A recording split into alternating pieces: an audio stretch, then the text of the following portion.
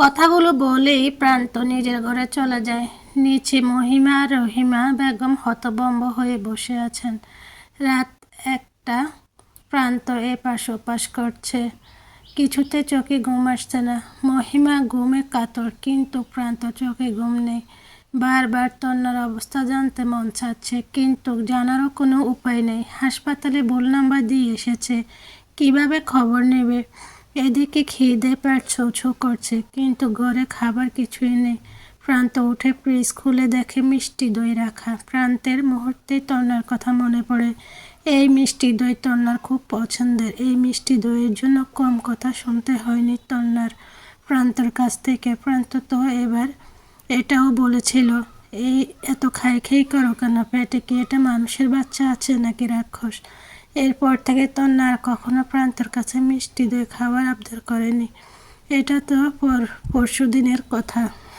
তন্নার ভাই মাহফুজ আসার সময় নিয়ে এসেছিল, কিন্তু তন্না খুলেও দেখেনি। প্রান্ত মিষ্টি দইটা নিয়ে খেতে বসে পড়ে। মনে করতে লাগে তন্নার সাথে কাটানো সব মুহূর্ত। বিয়েটা হয়েছিল পারিবারিকভাবে তন্না আর প্রান্তের। বিয়ের পর থেকে আস্তে আস্তে প্রান্ত আর তন্নার মধ্যে ভালোবাসা গড়ে উঠেছিল। এক পর্যায়ে প্রান্ত তন্নাকে পাগলের মতো ভালোবাসত।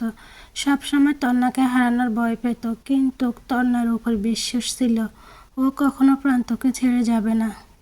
ভালোই কাটছিল দিন, কিন্তু আস্তে আস্তে প্রান্তের কানে বিষ ঢালতে শুরু করে রহিমা বেগম। মেয়ে ভালো না, মেয়ে কালো, বাপের বাড়ি গরিব, তুই আরও টাকাওয়ালা ভালো মেয়ে পাবি, আর ও অনেক কিছু। প্রথম দিকে এসব কথা প্রান্ত কানে নেয়নি। যখন মহিমার সাথে প্রান্তের পরিচয়, প্রান্তের রহিমা বেগমের কথায় প্রভাবিত হতে থাকে। মহিমার সাথে প্রথমে বন্ধুত্ব, তারপর প্রেম, তারপর বিয়ে।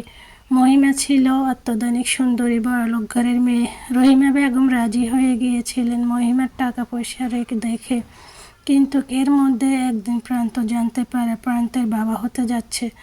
সেদিন প্রান্ত খুব খুশি হয়েছিল। এসব সময় মনে হয়েছিল সব ছেড়ে ছুড়ে তন্না আর তার সন্তান নিয়ে থাকবে, কিন্তু রহিমা বেগম প্রান্তকে বুঝিয়েছে সন্তান একটা গেলে আরও অনেক আসবে, কিন্তু এত বড়লোক ঘরের মেয়ে কখনোই হাতছাড়া করা উচিত নয়।